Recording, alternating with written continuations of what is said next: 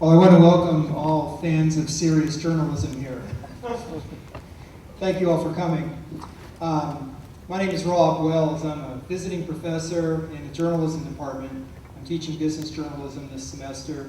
And this speech and lecture is part of the Baldwin Business Journalism Initiative and the Reynolds National Center for Business Journalism, sponsored by these two organizations.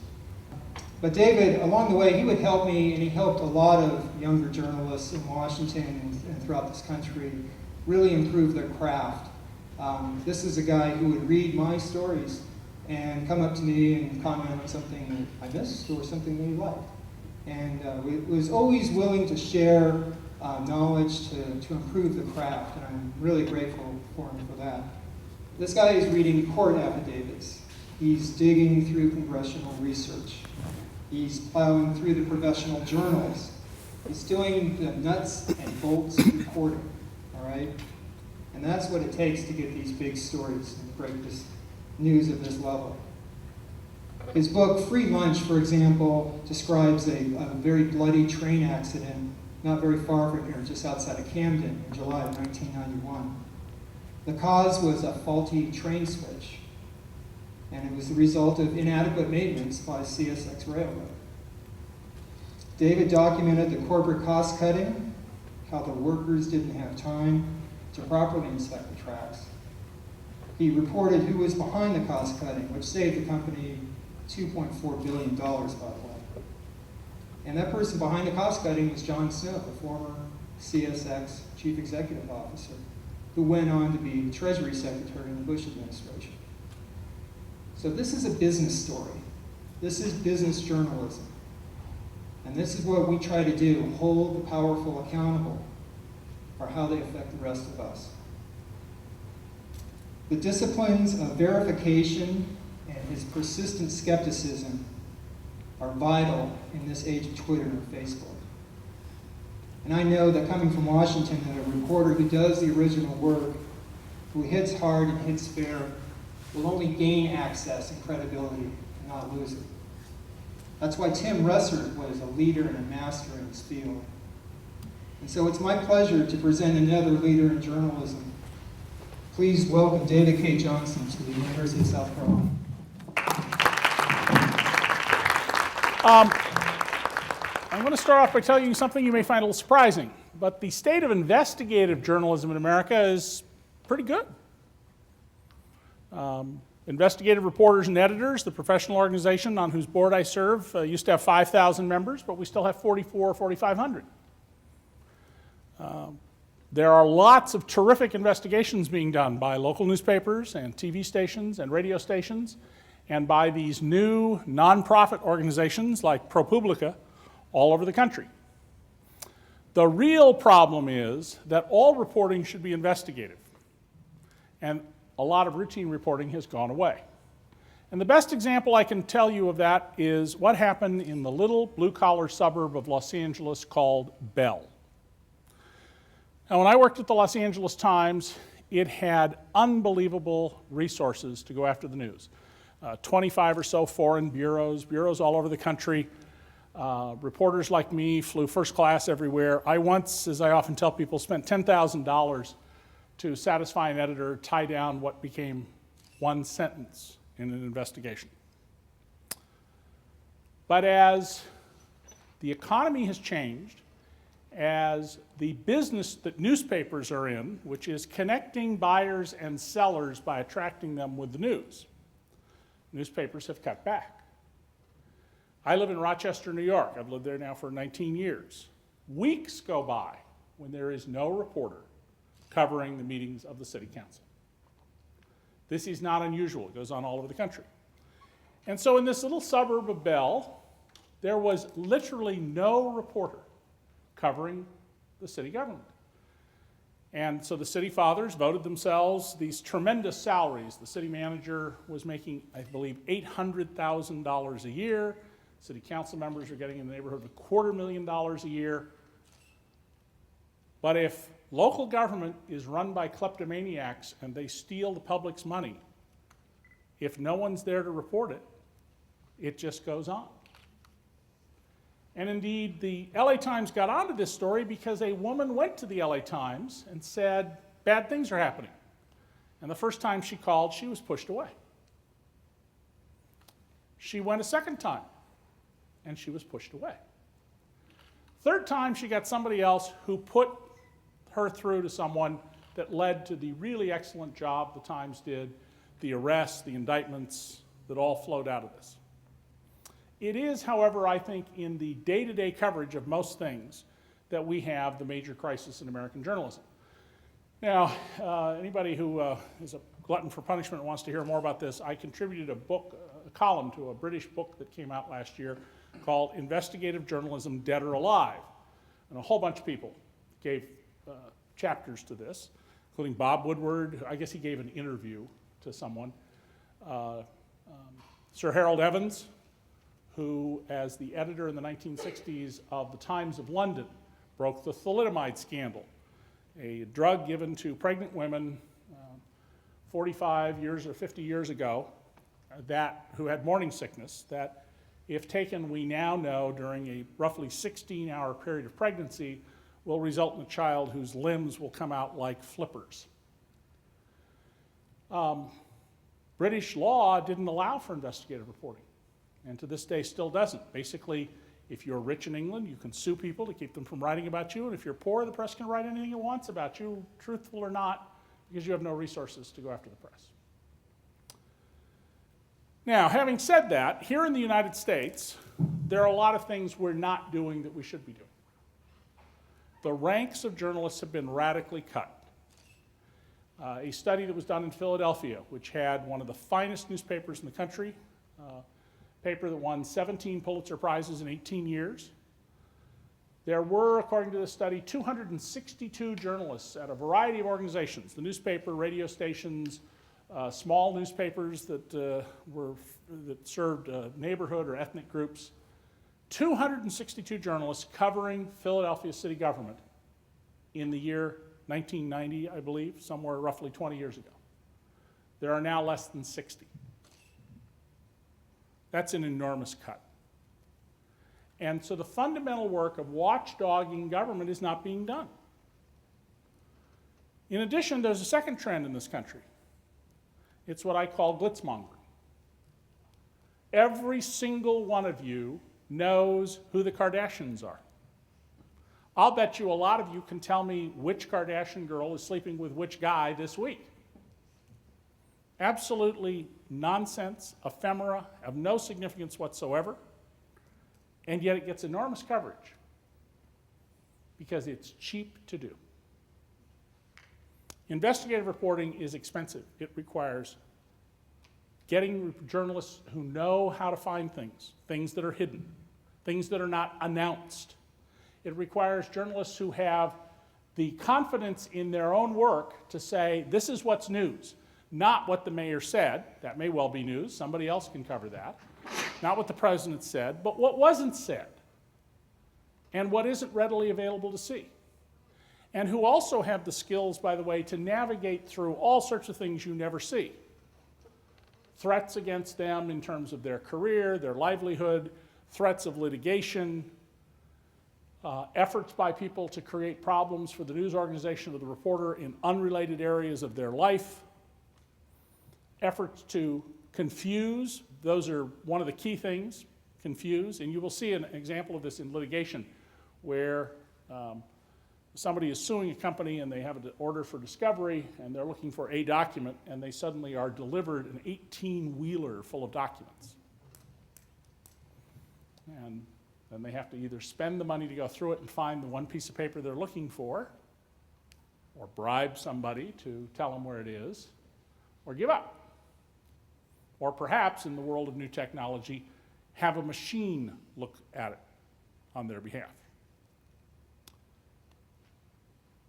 Investigative reporting is not the business of leaks. That's really not investigative reporting.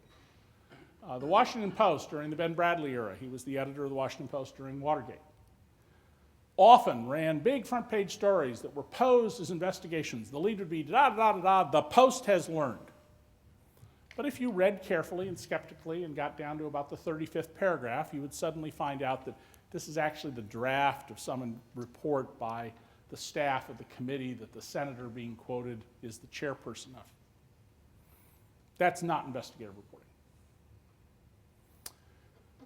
There are all sorts of people who want to drop dime on other people. Drop dime is a phrase meaning, you put a dime in the phone booth. We used to have phone booths when I was your age, those of you who are students, and you put a dime in it to make a phone call. It got to be a quarter. Now we have cell phones. And dropping dime meant somebody would call up a reporter and tell them bad things about somebody, or send documents over the transom, meaning the space above a door that old buildings used to have so you could let some air in and out of the building. And you'd arrive at work and somebody will have put a package up through the transom. Doesn't say who it's from, but it's full of all sorts of juicy material.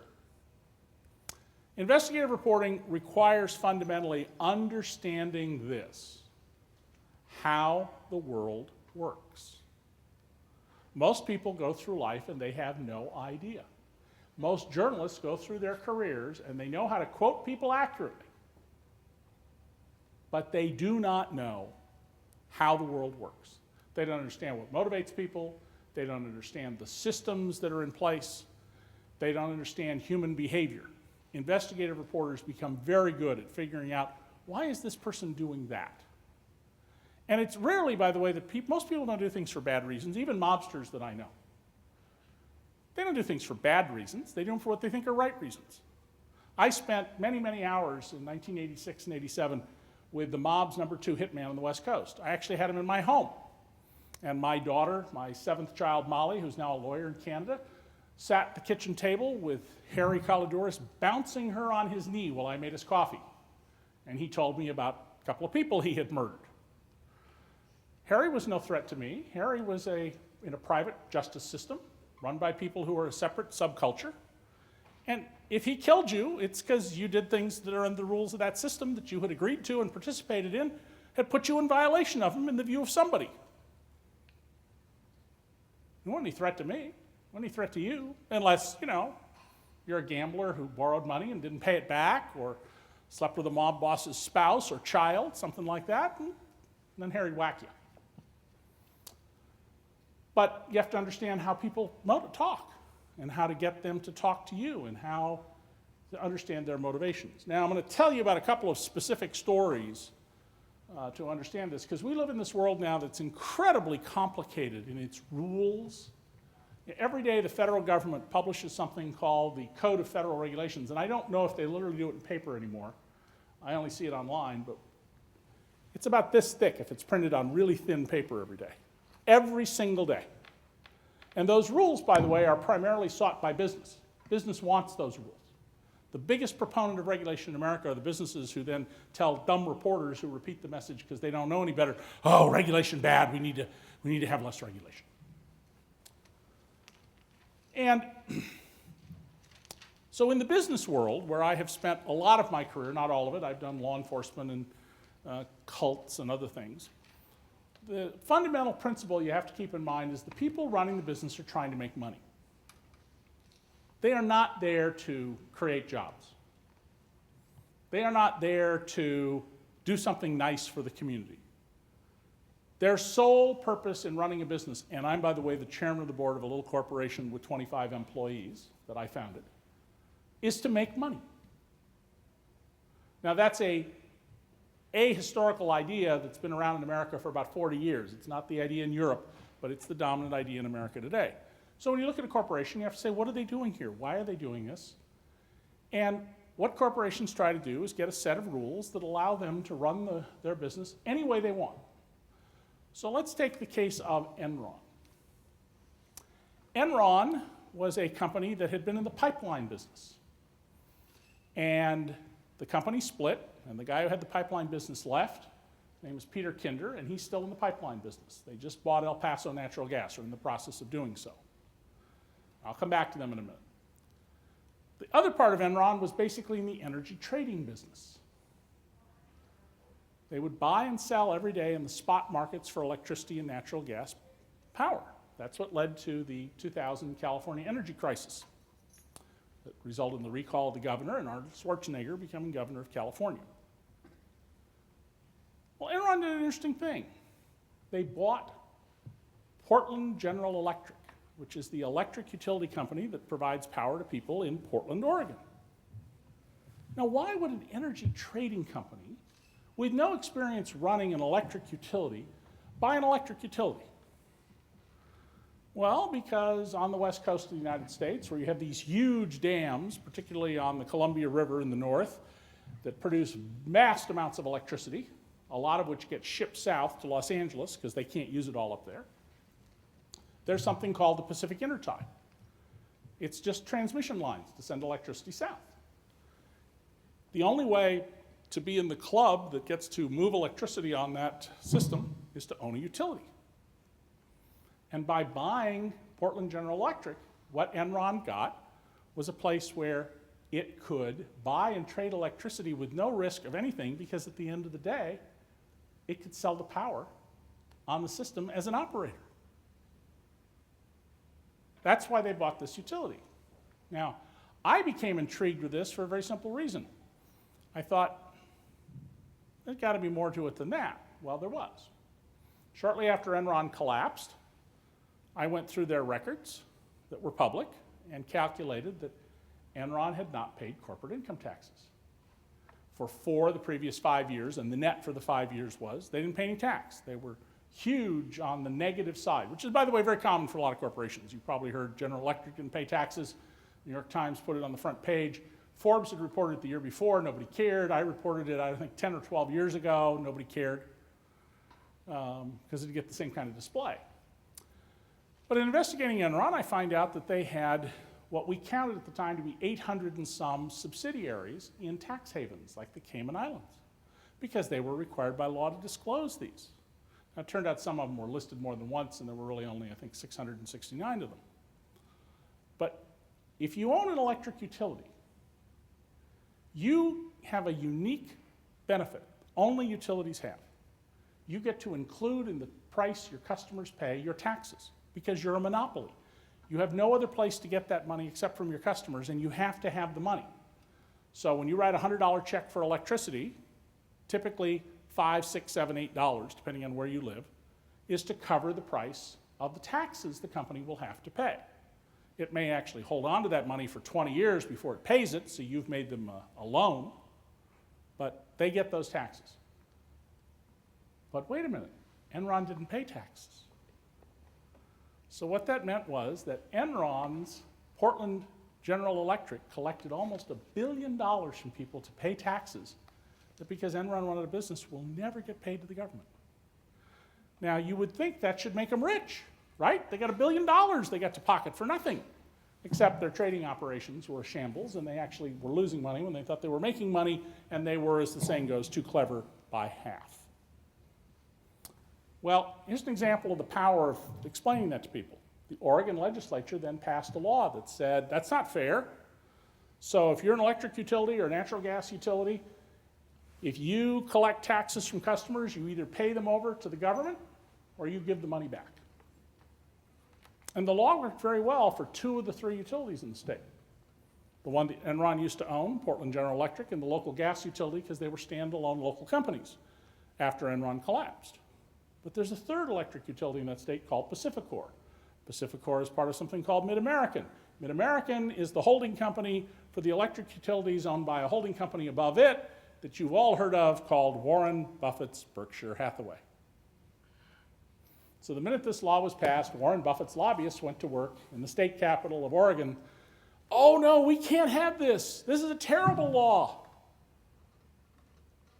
And eventually, after 5 or 6 years of work, they got the law repealed, which means that if you're a customer of Pacificor in the state of Oregon, you pay corporate income taxes on behalf of Pacificor in your bill every month, but there's no evidence at all that that money ever gets to the government. Instead, it goes to enriching Warren Buffett. Well, that's kind of interesting because it turns out that's not unique. Every time you put gas in your car, every time you turn on the stove to boil coffee, because you click on the range, you're buying petroleum products or natural gas products that were moved through pipelines. Pipelines, since under a law passed by Congress in 1986, reorganized their businesses. Instead of being corporations, they became master limited partnerships. Corporations pay the corporate income tax. Master limited partnerships are exempt from the corporate income tax. So what happened? Well, during the George H.W. Bush administration, the federal agency that regulates these people, the Federal Energy Regulatory Commission, passed a rule that said, well, you can collect the corporate income tax anyway. And they were taken to court by their consumers, who turned out to be ExxonMobil and BP. So remember in this story here that your friend, the people who were looking out for you, was ExxonMobil. And this got to the court that hears these things, and they showed that instead of earning $1 of profit by keeping the tax, they'd earn $1.75, because there's something called gross-up rules that take the tax, and you have to pay the tax on the money for the tax, and the tax on the money for the tax, and the tax on the money for the tax, and when you gross it all up, the tax is 75%. So instead of getting $100 or $1 million, you get $1.75 million, because you get to keep the tax. And the judges who heard this case, conservative Republican judges, said, you can't do that.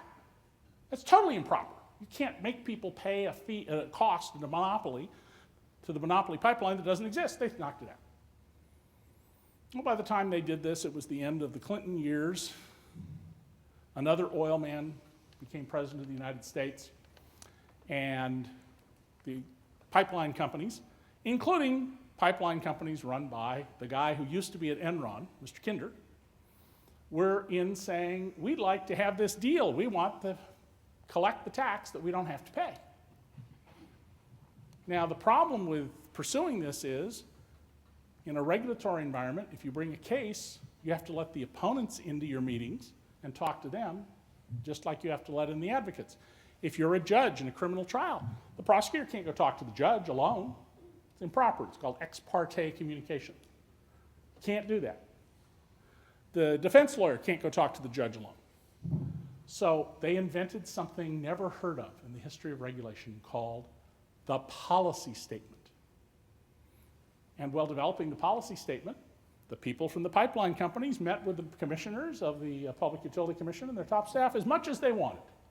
They had lunch with them, they went to conferences, they made their arguments, and when they reached the point where they thought they figured out legally how to shape this to do what they wanted to do, the commission suddenly announced a rulemaking procedure. That's where you actually do have a hearing. And they said everybody gets 15 days to file their paper, and they get one filing, and it's 15 pages long.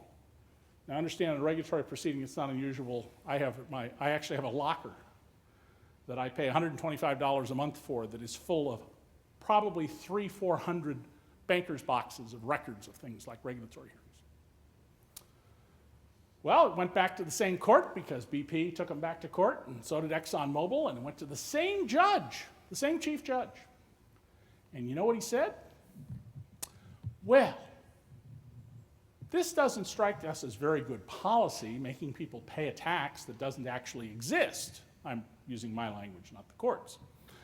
But this time you explained your reasoning for what you did, and it's not the duty of our court to oversee the wisdom or lack of wisdom in what you're doing, and therefore you may impose this non-existent tax.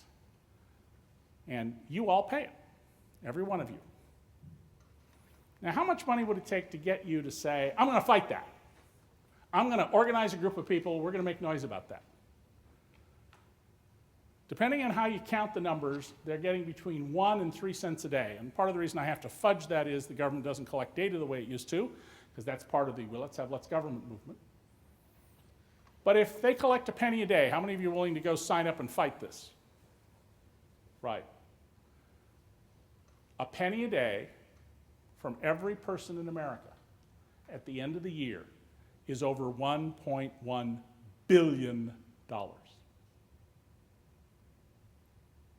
Penny a day from everybody in America.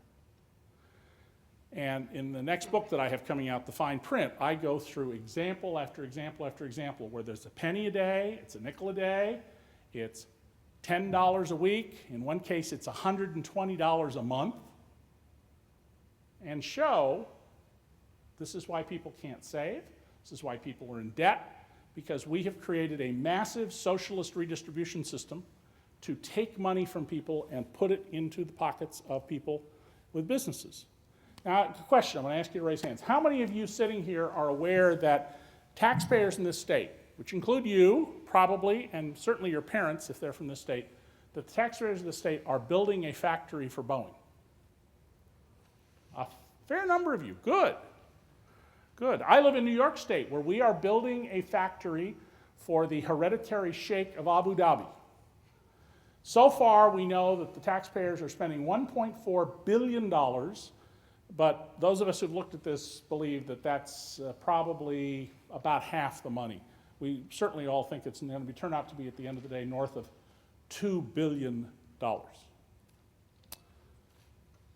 Everybody in my state, 19 million people, is being forced to give money to this guy who is, according to Forbes, worth something they say on the order of $22 billion. But after all, if you own a country, how can you possibly measure how wealthy you are? We need to have a lot of investigative reporting in this country that isn't about venality. There will always be crooked cops. There will always be judges who take money. There will always be mayors who make deals to line their pockets or their friends' pockets. And we need to pay attention to those things. But we live in a society where far worse things are going on. Our prisons and our death rows are full of people who we now have good reason to believe are innocent. And if you want to read something chilling, go back and look at the US Supreme Court case where they discussed the issue of actual innocence. And a justice says, well, what if it turned out that there was, say, a videotape that emerged tomorrow that proved the actual innocence of this person? The position of a majority of justices of the Supreme Court and the Attorney General of Texas is, it doesn't matter. He got his fair trial and you can execute him. That's the level of callousness that we have arrived at in this country. We have a country now where laws are being passed. Right now today, there are debates going on in at least 2 state legislatures to take away consumer rights that Americans have had for almost 100 years. There's been no news coverage of these things. None. Because there are so few reporters in state capitals. And these changes come after the industry that's going to benefit, the telephone industry, got over $300 billion of money to provide services they said they never would. Those of you who are YouTube fans, you really should go see an ad on YouTube from Quest, Q-W-E-S-T, that ran in 1999. It shows an old guy, kind of like me, but thinner and haggard. And he checks into this rundown motel in the middle of nowhere. It's a real place in California's Mojave Desert. And there's this very diffident young woman sitting at the counter, and he says, what kind of rooms? King-size beds. Room service? Coffee and donuts in the lobby. Entertainment? She looks up from the book. Every movie ever made in every language, in every room. And then Willem Dafoe's voice comes up and goes, could your business use the internet? Ride the light. Quest. And these companies went around and said, if you'll give us these hundreds of billions of dollars, we are going to wire every home in America, and you're going to be able to get every movie ever made in every language at any time. We're going to be able to take the entire 22 million volumes in the Library of Congress, everything in them, images, everything, and move it from here to Japan like this 100 times. And we gave them this money, and where is it? Where is it? You know, people in Korea have an internet that's 100 times faster than ours. Koreans aren't rich. They're not Americans. They're not as well off as we are. I pay $160 a month for a triple play from Time Warner. Telephone, internet, television. My friend Dana Kennedy, who lives in Nice, France, she has the same triple pay package, except I only get free calling to Canada. She gets free calling to 70 countries. I only get national and Rochester TV stations. She gets live television from all over the world. She can watch the news from former French colonies or Australia or China live in her apartment. And her internet is 20 times faster than mine. I pay $160. She pays less than 40. Less than 40. Those are the kinds of things, if you're going to write about business, you should be looking at. Because what we are doing in this country is we have given up in this country market capitalism. We have given up competitive markets. And I'm a very big fan of competition. I got from being a poor kid who had to go to work at 10 and full-time at 13 and then became a staff writer at a big city newspaper, the San Jose Mercury, at the age of 19 years old. And when I left 5 years later, I was still the youngest reporter there because of competition. But we don't have competition in America. We live in corporate socialism. And there is no limit to which in corporate socialism businesses will have, there's no limit on how they can drain your pocket. That's the kind of thing we need to be looking at. One of the guises you have all grown up hearing, those of you who are students, is we need deregulation. We're going to deregulate this, we're going to deregulate that. Everything is regulated. There's a baseball game going on tonight, right? Baseball regulates how many stitches are on the baseball, what color the yarn is. It regulates how long the bat can be, how much it can weigh, the narrowest point. Everything is regulated. So deregulation is really, let's rewrite the rules on our behalf. So in New Jersey, I spent several years covering Atlantic City for the Philadelphia Inquirer and wrote an expose of the casino industry called Temples of Chance. Named 12, 13, and 14-year-old children who were given liquor and limousines and comp suites because they had money to gamble.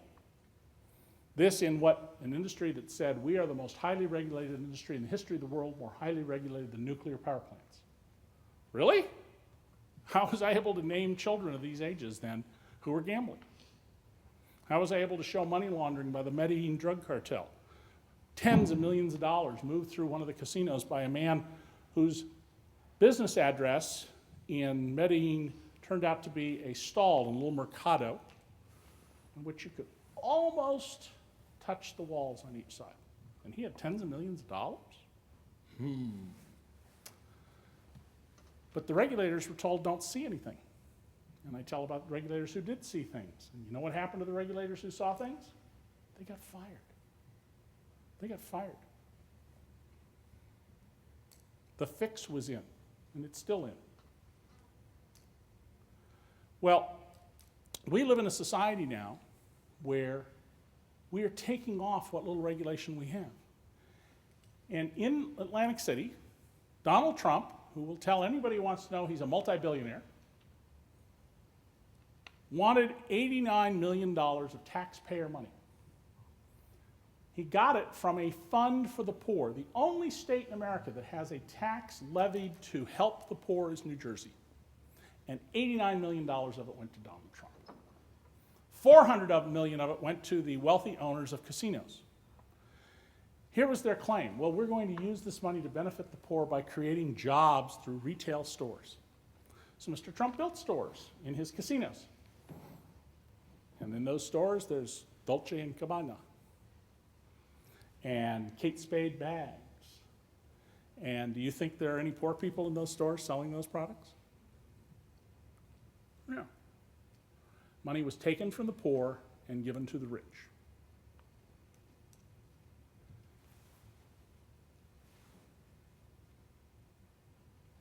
As I hope I've made clear to you, I'm no critic of business. I love business. I like business.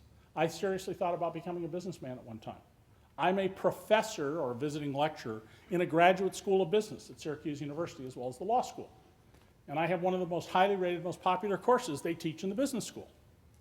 And I teach people the history and philosophy and principles of the regulation of business and of property. But if no one is investigating, if there are no journalists who learn what they need to learn to understand these things, then we're going to get journalism which consists of PR people who tell you, oh, we're doing this wonderful thing. We're going to help the public by deregulating this industry. We're going to deregulate electricity because it'll get lower prices. So when that happened, I went out and gathered all the data, learned to use spreadsheets many years ago so I could do this, and lo and behold, in the half the states that did not deregulate, prices rose. But in the half of states that did, they rose more. Wasn't true what we were promised. It's not what happened. By the way I got started in doing all of this is when I was 19 and 20 and had a couple of kids and needed to support my family. I took all the overtime I could get as a reporter. So I went to city council meetings and school board meetings and planning commission meetings. And at these agencies, starting when I was 17 at a weekly, I would say, can I get a copy of the budget? Or I'd call ahead and tell them I'm coming tonight, and they'd give me the budget. There were no computers then, okay? There were no calculators. And I would sit there doing long division in the margins. And then I would just write a story that says something like, the Santa Cruz City School District budget for next year will increase spending by 4.2%, but the number of children being educated will be the same. And figures in the budget that was voted on last night show that teachers will get a 2% raise, but the senior administrators are getting 7% raises. Things like that. And all of a sudden, people are reading me. I don't know what I'm doing. I'm a 17-year-old kid. People are reading my work. The reporter from the Santa Cruz Sentinel comes up to me at a meeting one day and he says, you got to stop doing this. You're making trouble for me. And I said, what do you mean? He says, you know that stuff you're doing about the budgets. I said, well, why don't you do it? He says, I don't even understand how you do it. Well, you can learn how to do that, those of you who are going to be journalists. And you want to cover sports? That's fine. Then understand that sports is a massive public subsidy business. In free lunch, I explained that the 4 big sports, right? Baseball, football, hockey, basketball, they lose money. There are individual teams that are very profitable, but they lose money. If you take the taxpayer subsidies away at the operating level, that's not the net profit level, it's the operating profit level, they're losing over $1 million a day. At the same time that we have money for commercial parks, ballparks, we've been shutting down public parks. In Los Angeles, the city of Los Angeles wrote a report that nobody knew about until I went and wrote about it, in which they concluded that 75 city parks were what they called, buried in the back of the report, terrorized parks. They were not safe. And I went out and spent a number of weeks interviewing children in these parks. Now, Los Angeles is on the ocean. It is the only major city in the world with a mountain range running through the middle of it. There's the San Fernando Valley. It's 70 miles from one end of the city to the other. But the ocean runs right along the edge of the city. I interviewed children in a neighborhood called Pacoima in the San Fernando Valley who had no idea that Disneyland was less than an hour's drive away. I interviewed children in a neighborhood called Lenox at the bottom of a hill who had no idea that if they walked to the top of the hill, they could see the Pacific Ocean.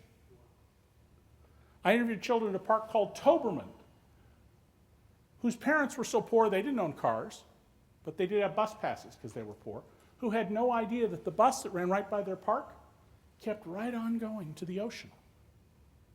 But you know what these kids could tell me? They could walk me to corners and show me, and these are 9-year-olds in many cases, 10-year-olds, you can't cross this street this way or the gangs will get you. But if you go up there and then cross over, it's okay. They knew that. There is something very, very sick about a society like that. And this goes on all over the country. So those of you who are interested in investigative reporting, there's an enormous amount of work to be done. You don't have to start out, and you won't be able to start out doing the kind of high-level stuff I do. I've spent years learning it. But all you have to do is just look at things around you. Go to a food bank. Don't go to a food bank and spend 30 minutes. Go to a food bank. Spend 100 hours at the food bank. Ask people about their lives. Listen to what they say. Not what you want to hear from them, but what they say. And a lot of it will be disturbing. And you'll find that some people are there because they're slugs. But there are a lot of people there who played entirely by the rules. Ask yourself about why do we have government giving money to this business and taking it from another? In the county where I live, one of the wealthiest counties in America historically, there are at least 7 billionaires in my county alone, even though Forbes magazine says there are none. And these are people I know personally, okay? Some of them have been in my home and drunk my scotch, and I've been in their homes and drunk theirs. We have a county government that says it is fiscally conservative, which is busy giving out money to build new hotels. So I went down to the county government and said, I'd like to see the records of the hotel tax. Well, it turned out they had them for 50 years. The tax rate changed over years, so I simply put it in the spreadsheet, adjusted all the numbers from a government database to today's numbers, and adjusted the tax for the different rate each year. So I had an index, and lo and behold, for 50 years, you know how much difference there was, how much growth there was in the hotel tax? It never varied more than 2% up or down. There has been no change in my county in 50 years in the hotel business. That's what it tells you. So what's the county government proposing to do? To give $340 million. It's about $500 per man, woman, and child to a billionaire developer to build a luxury hotel. Now, it's been stopped, maybe because of the little piece I wrote for free for the local community newspaper. But if it wasn't, what that really is a decision to say to other people in the hotel business, and the hotel business I run is not in that county, by the way, there's no conflict, mine's 300 miles away.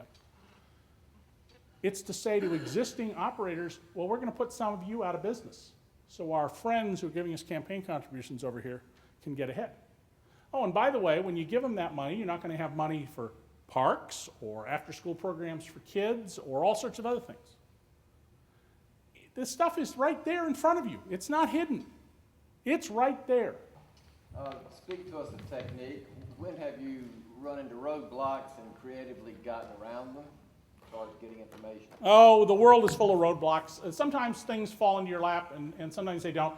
I go to China every year, and I try to teach people there how to do investigative reporting because it's a police state. And they all go, oh, nobody will tell you anything. And then I put up on the screen, and I say, well, here's all this information about a company in your city. It's on the internet. All you have to do is go to the internet. It's right there. It names their 10 biggest customers and how much revenue they have. Or it's got the salary of the president of this company you have on the front page today that you indicate as sort of a scummy guy. Here's a set. And they go, where'd you get that? And I go, it's what you have to learn, how to find this stuff. Certainly there are people who try to shut you down. And the number one way people try to shut you down is they just don't tell you anything. Okay? You don't need to have people talk to you. Jack Welch has never spoken to me. The closest Jack Welch and I get is that there's a thing called the opinion wheel on the homepage of Reuters, where the columnist columns are featured. It changes. It'll be, depending on the day of the week, 1 out of 4 or 1 out of 6. And sometimes Jack Welch's name and my name are in the same panel that comes up in the opinion wheel. But Jack Welch walked away from his entire retirement perk, $70 million, I estimate. The use anytime he wants of a Boeing 727 jet, a 737. And I don't mean the kind you fly in with 140 seats in it. I mean one that has a shower and a master bedroom suite and a living room and a boardroom, all put into the jet. Just for him. He gave it up. He gave up his use of a multi-million-dollar apartment on Park Avenue and a whole bunch of other stuff after I wrote one story in the New York Times where I just explained the economics of it. And Mr. Welch, by the way, said in his piece he wrote for the Wall Street Journal saying he was giving this up, clearly aimed at me. Some people don't respect contracts. Because, of course, he had a contract for all of these things. I respect his contract. I just think people should understand what he contracted for. And once I explained it, it was so untenable he gave it up. So there are people getting in your way. There are not very many people who actively try to stop you from doing something in the sense of, you know, slashing your tires or stuff like that. I've had a few incidents in my life of no great consequence. Mostly they just try to cut off information. And the biggest problem with that often is with government. The Seattle Times did what I think is an investigation every newspaper in America should do about male coaches who couldn't keep their hands off the girls. Okay? They had to spend $250,000 on legal fees to get the records. Now, something like 1 in 1,000 coaches was doing this, but think how many sports coaches there are in America, okay? And the one case I'm willing to forgive is the coach who actually married the girl, and 20 years later they're still married and have kids and seem happy. So, you know, strange to me, but if they're happy, what the heck? The story is about when they would discover the coach with a 14-year-old girl, instead of prosecuting him, They just arranged for him to get transferred to another school district. Ever hear of another scandal like that, maybe involving little boys and a religion? Same thing. So the biggest way to try to do it is just hold back the records. Anyway, thank you very much. The one thing I wanted to leave you with as a thought is democracy is a system in which everyone is supposed to pursue their own interest. People who are called lobbyists are simply paid people who are exercising their First Amendment right to petition the government for a redress of grievances.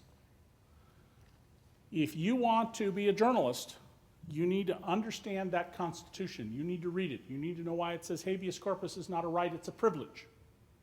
You need to know why it has Article 1, Section 8, Clause 1, and what it means. You need to understand the culture and the history of the country that you're in, and you need to recognize that most people operate from self-interest. They're not bad. You will meet almost nobody in public life who will deliberately lie to you. You'll run into one or two in your lifetime, and they're really dangerous people. People who lie to get where they want to get ahead. They are really dangerous people. And they're very dangerous for journalists, because they're generally very conniving, but they are really rare. Most people, they're just trying to do what they think is in their best interest from where they're sitting. And so you need to have empathy for those people. Even the most powerful, richest people, you need to have empathy for what they're doing, or you will never understand what they're doing. Okay?